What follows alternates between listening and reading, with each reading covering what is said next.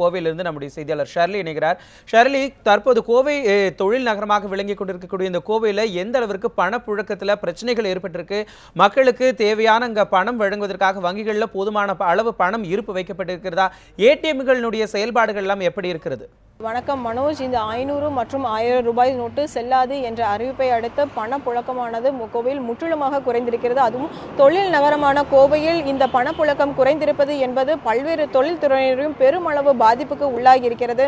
அது மட்டும் இல்லாமல் குறிப்பாக இந்த மாதம் முதல் நாட்களில் பார்த்தோமானால் பணியாளர்களுக்கு சம்பளம் வழங்கக்கூடியதாக இருக்கிறது. ஆனால் இது சம்பளம் எடுக்க முடியாமலும் சம்பளத்தை தொழிலாளர்களுக்கு வழங்க முடியாமலும் பல்வேறு சிக்கலுக்கு ஆளாகியிருக்கின்றனர். குறிப்பாக பார்த்தோமானால் கோவை நகர்ப்புறத்தை காட்டிலும் புறநகர் பகுதியில் பாதிப்பு என்பது பெரும் அதிக அளவே இருக்கிறது. குறிப்பாக பார்த்தோம்னால் புறநகர் பகுதியில் இருக்கக்கூடிய ஏடிஎம்களின் செயல்பாடு முற்றிலுமாக செயல்படவில்லை என்றே குறிப்பிடலாம். எனவே பொதுமக்கள் தங்களுடைய வங்கிகளையே நாடி செல்ல வேண்டி இருக்கிறது. இதனால் வங்கிகளும் பொதுமக்களின் கூட்டம் அலைமோதுகிறது. இதனால் ஏற்படக்கூடிய பாதிப்புகள் குறித்து நம் பொதுமக்களிடையே கேட்கலாம். வணக்கம் சார், நீங்கள் என்ன தொழில் பண்ணுறீங்க? இப்போ தொழிலாளர்களால் சம்பளம் வழங்க முடிஞ்சுதா? வங்கியிலிருந்து உங்களுடைய பணத்தை உங்களால் எடுக்க முடியுதா சார்?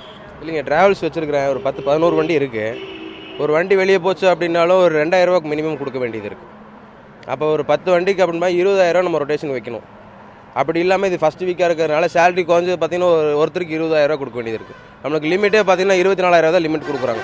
அப்போ இந்த மாதம் ஒரு ஆளுக்கு அடுத்த மாதம் ஒரு ஆளுக்கு நம்ம சம்பளம் கொடுக்க முடியாது. ஒரு வண்டி வெளியே போகிற மாதிரி இருந்துச்சுன்னா அது குறைஞ்சி 5000 கொடுத்து விடணும்.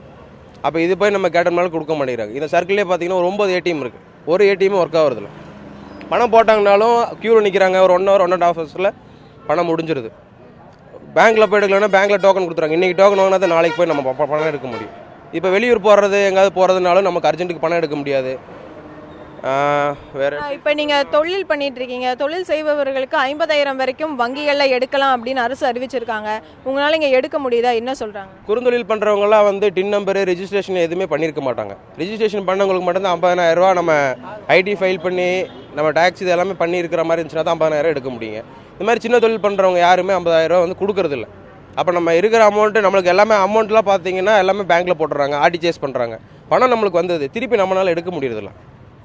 இப்போ தற்போது மாதாந்திர சம்பள தொகைகள்லாம் வந்திருக்கும். இந்த சம்பளத்தை உங்களால் ஏடிஎம்லேருந்து முழுமையாக எடுக்க முடியுதாண்ணா? அது ஒன்றும் எடுக்க முடியலைங்க. எங்களுக்கு அந்த பணம் 2000 ரூபா தான் எடுக்க முடியுதுங்க. வங்கிகளில் குறைஞ்சது 12000 வரைக்கும் வங்கிகளில் ஒரு நாளைக்கு எடுக்கலாம். இப்போ வங்கிகளில் கேட்டால் என்ன சொல்கிறாங்க சார்? வங்கியில் அமௌண்ட் கம்மியாக தான் வருதுங்க. 12 ரூபான்னு சொல்கிறாங்க. ஆனால் 2 ரூபா தான் தர்றாங்க. எல்லா கூட்டம் அதிகமாக இருக்கனால எல்லாத்துக்கும் பகிர்ந்து 2 ரூபா தர்றாங்க.